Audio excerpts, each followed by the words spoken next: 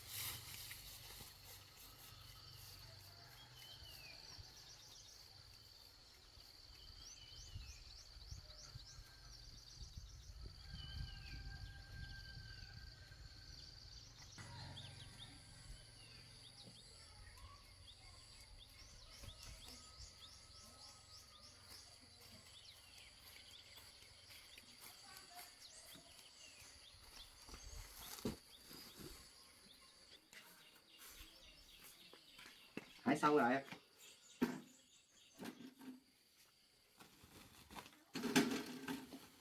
11 cân lấy em 45.000. Em nhìn người lãi nhỉ, cái người này khác đấy nữa. Anh xin nhé, em lấy ngô về đi.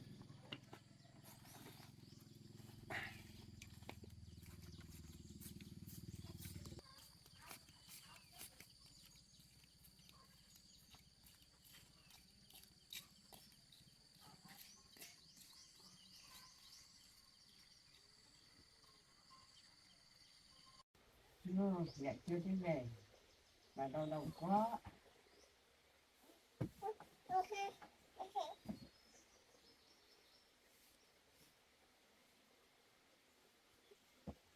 Mà chứng bà hay bị sốt đấy, đau đầu quá.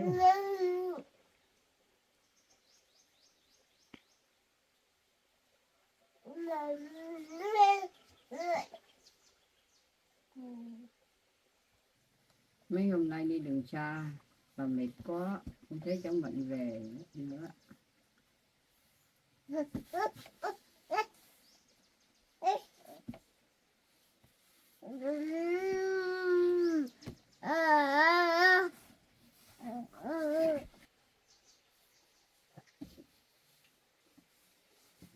Bà không có chết rồi, mà mệt quá rồi, mệt cháu rồi.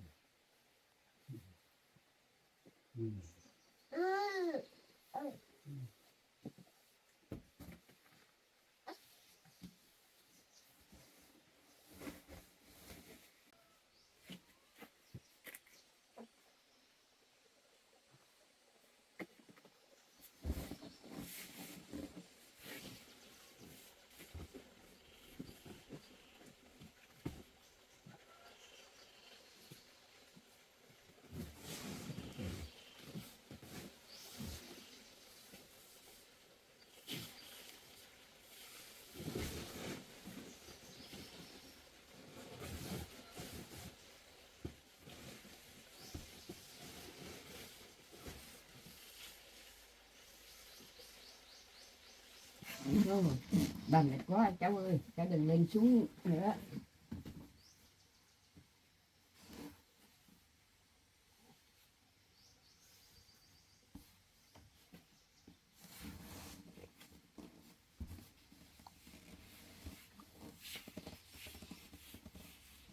Như đây là tính làm mẹ, không có sức con cháu nữa.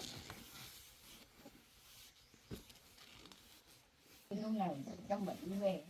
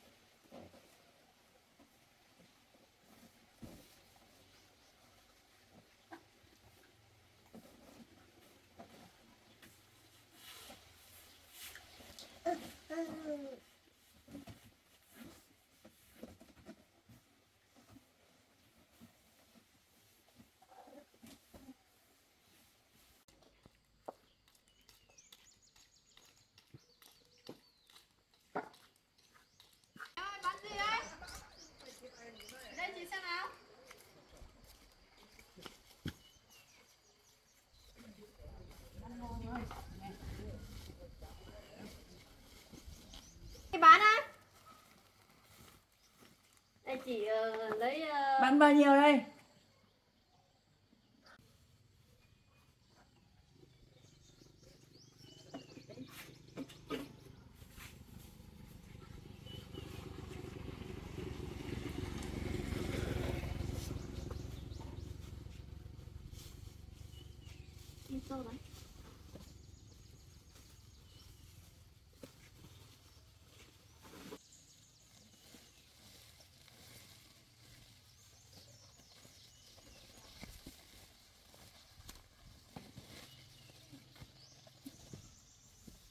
lấy 4 cân thôi. Đây. bà cân nhanh cho bà cân.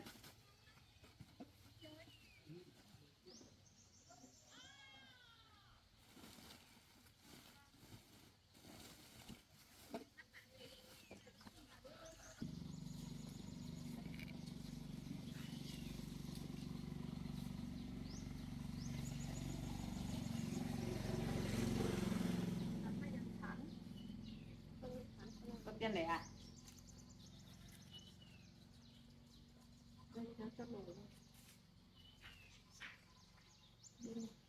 Này dùng với cháu thôi mà. Em cứ xách đi ra ngoài kia chắc có người mua cùng tí này nhà họ mua. Chứ họ không mua hết thôi. Chứ sao hết.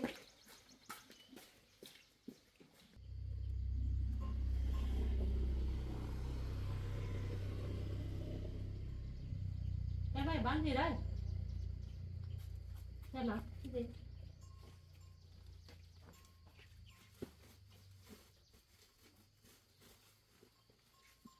Thế là chị không lấy đâu, nhà chị có nhiều lắm. Cứ tưởng là em bán cái gì, ngô chị không lấy đâu. Bà già bà không ăn đâu. Già bà không ăn đâu. Mua già rồi.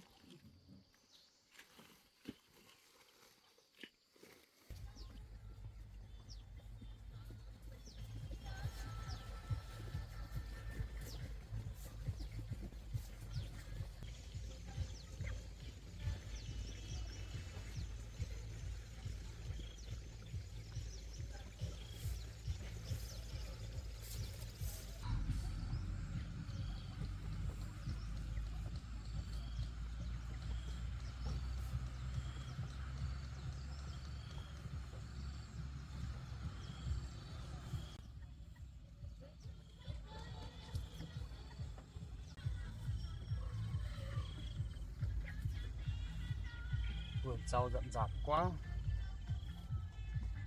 Bây giờ em Mận không biết ở đâu, không ai chăm sóc vườn rau của mình. Bây giờ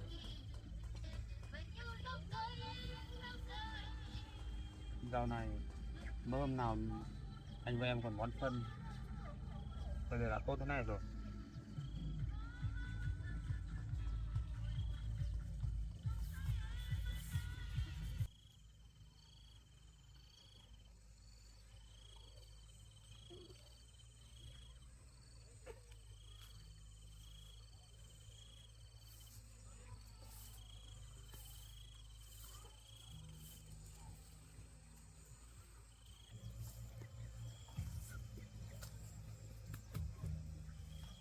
Mấy con gà này cũng lớn hết rồi. Là bà chủ của bọn mày đi đâu rồi? Không ai chăm sóc bọn mày đâu.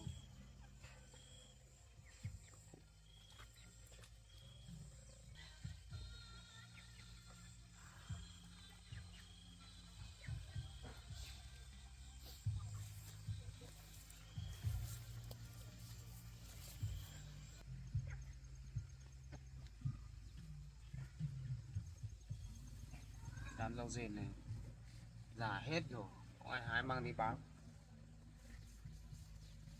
Bao nhiêu công của mặt chăm sóc ấy.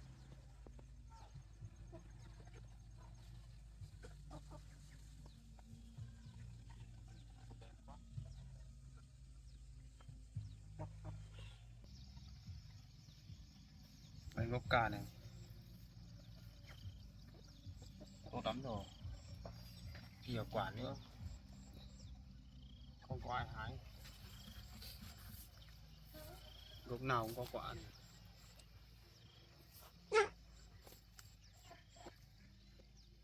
Nhiều. Mận với bà với em bé nữa, biết đi đâu, tìm được mấy hôm nay không thấy.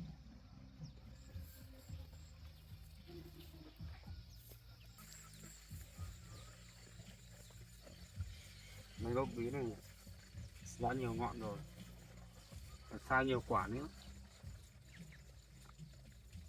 Giá như bây giờ Mận ở nhà thì Mận có rau để đi bán rồi. Đúng cái lúc rau trong vườn đang tốt thì Mận ấy, chứ ngô Mận trồng cũng chín hết rồi.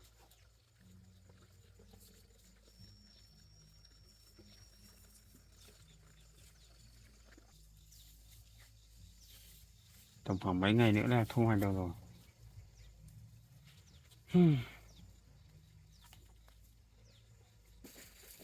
Em mới lại biết là bố anh liên quan đến việc này, mà tại sao anh lại bỏ đi được? Em bỏ đi anh phải nói cho anh một câu chứ.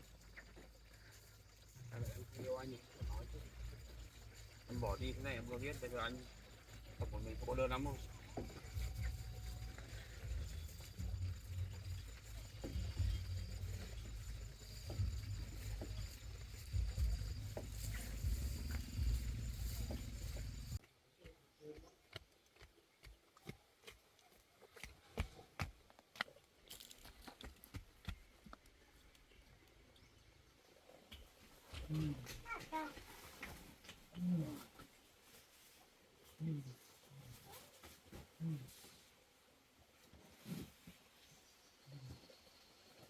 Cháu về rồi, bà tự nhiên thấy đau đầu này. Nóng hết thôi.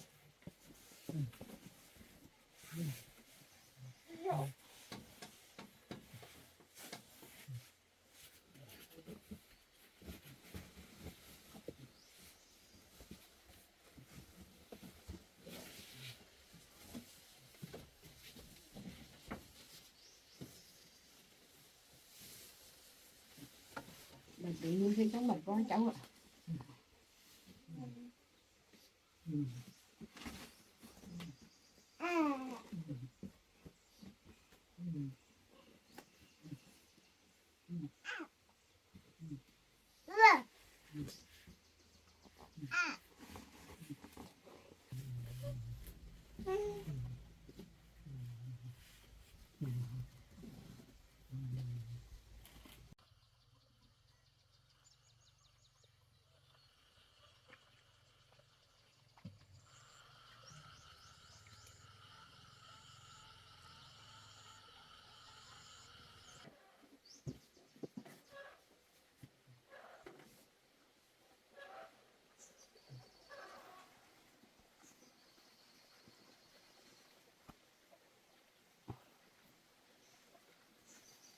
Cháu ơi, đau cái bụng quá. Cháu có thể nói với cháu cho bạn được không?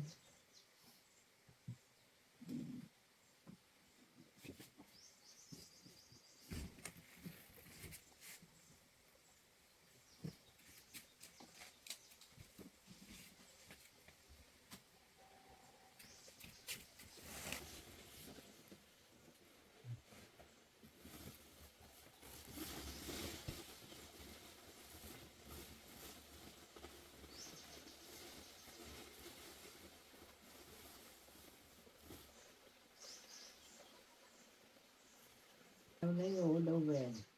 Bà không ăn được ngô đâu. Bà không có răng.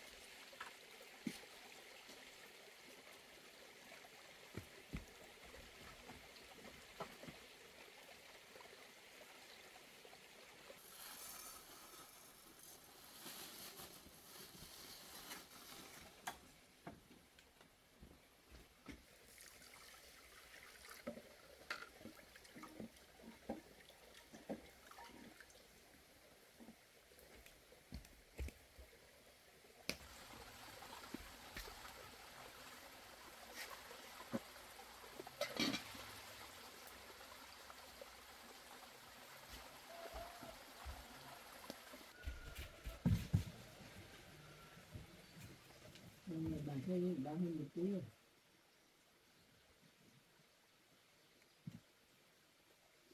Bây giờ trong bà thấy nó lạnh rồi mà cái hương này thì tiếc rồi.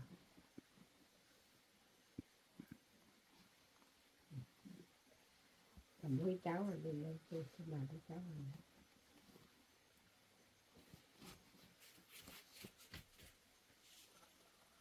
Bây giờ mình còn thấy được ít thuốc tôi vào cũng không biết được thế nào nữa.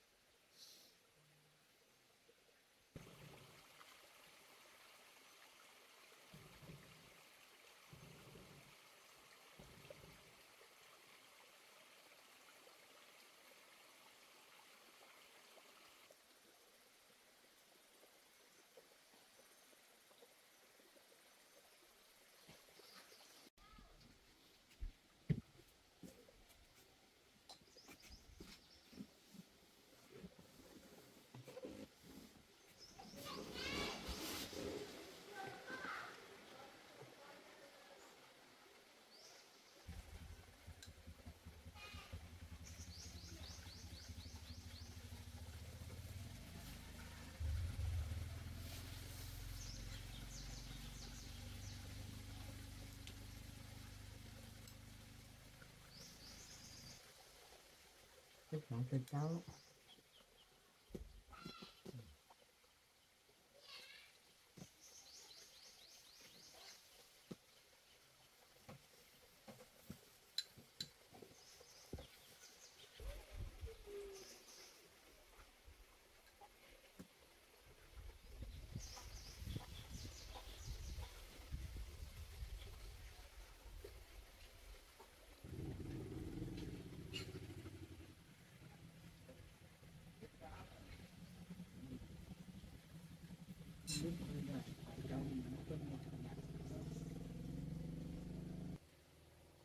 Mà cái đỡ nhiều nhiều là không lấy xuống nữa, đành với cháu bảo quá.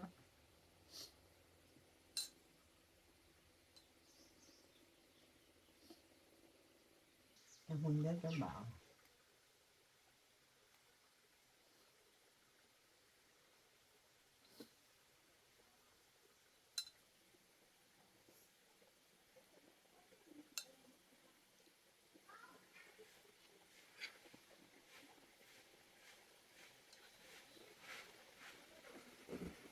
Mà cháu mình bọn cháu bảo được một tuần này rồi, không biết cháu bảo tôi về với gia đình chưa.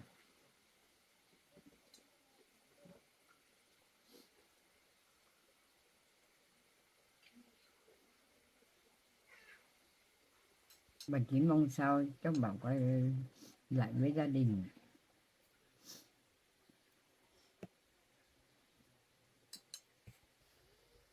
Bà biết là cháu không muốn xa cháu bảo.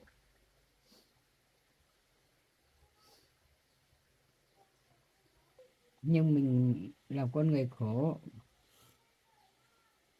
không được như người ta.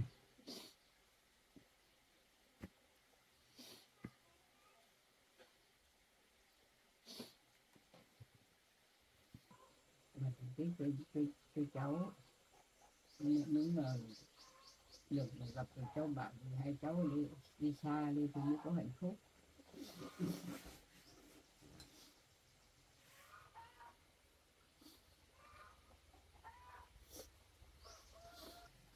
Bà già rồi ở đâu cũng được, cháu mới cháu bảo cái đi thật xa đi.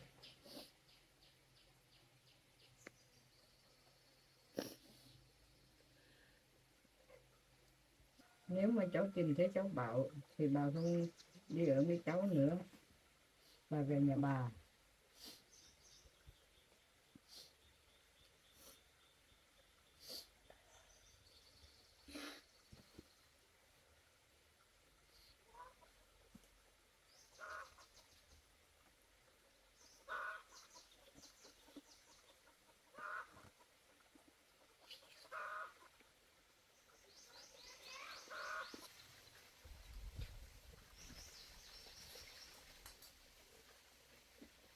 Bà buồn quá.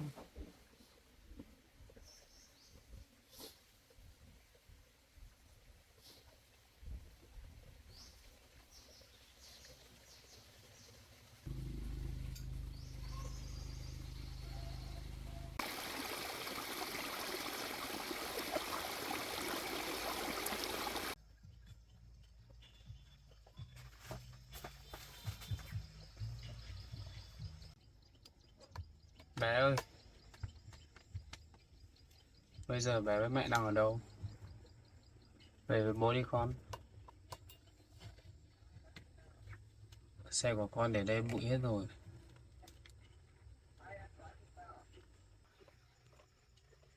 Sắp được 1 tuần, bố không được gặp con rồi. Bây giờ con với mẹ đang ở đâu? Hãy về với bố đi. Bố nhớ hai mẹ con lắm.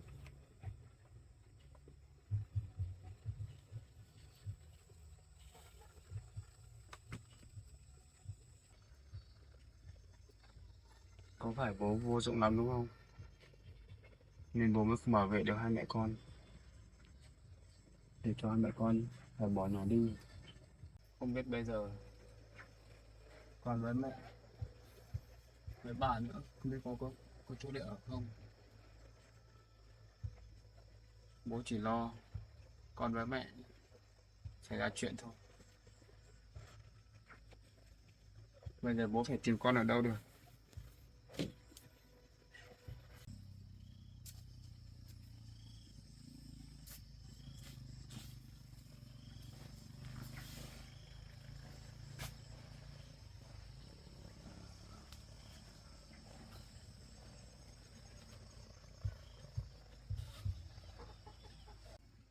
Vẫn làm bếp này nữa.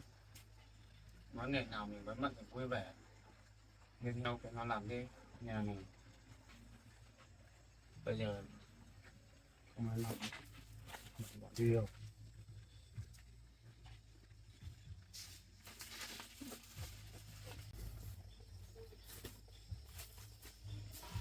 Anh cứ ngỡ là anh vợ em sẽ có một cuộc sống thật hạnh phúc, nhưng mà anh thì không ngờ